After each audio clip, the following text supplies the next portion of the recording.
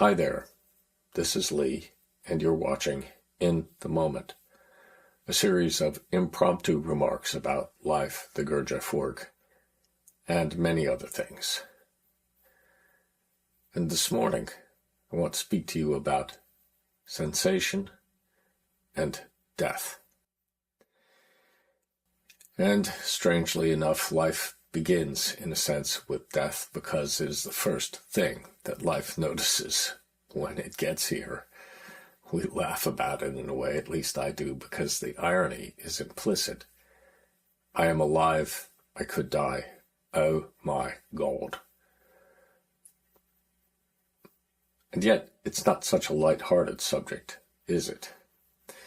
You know, when I dictate to the camera like this, I use a device sometimes to keep me focused on the camera, and that is that I take a picture of my late sister, Sarah Van Laer Hansen, and I tape it to the camera so that it fixes my gaze on you, the audience. And yet, this means that every conversation I have, more or less, because they're not all exactly like that, is a conversation that I have not just with you, but with my late sister, Sarah, who died at the age of 51 of an aneurysm. This happened in 2011, and I've been living with it every day since then, and having to confront the consequences of the death of my sister, my parents. I've had to see many things I could not have seen without death as a companion. And the way in which death becomes a companion is by becoming resident in me through the perception of the organ of sensation. Now you may think to yourself, why is he calling sensation an organ of perception? Well, I'm saying that because that's exactly what it is. When Beelzebub, at the end of Beelzebub's Tales to his grandson, said to his grandson Hussein, mankind would need to grow a new organ of perception in order to perceive his death. The organ he was speaking of was sensation. There can be no real doubt of this. And if you have real sensation, you'll already know exactly what I'm talking about.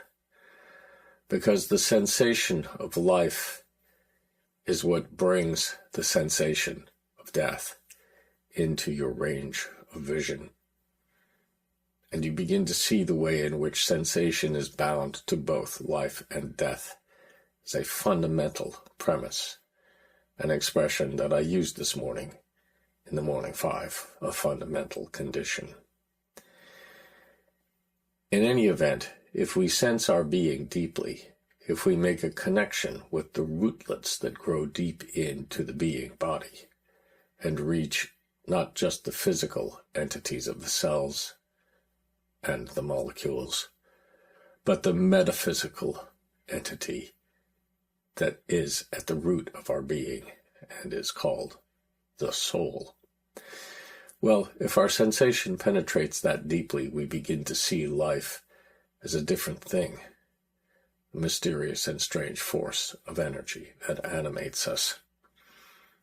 And it awakens a capacity for feeling, for having a much deeper emotional relationship to life, which now suddenly in this condition begins to make far more sense out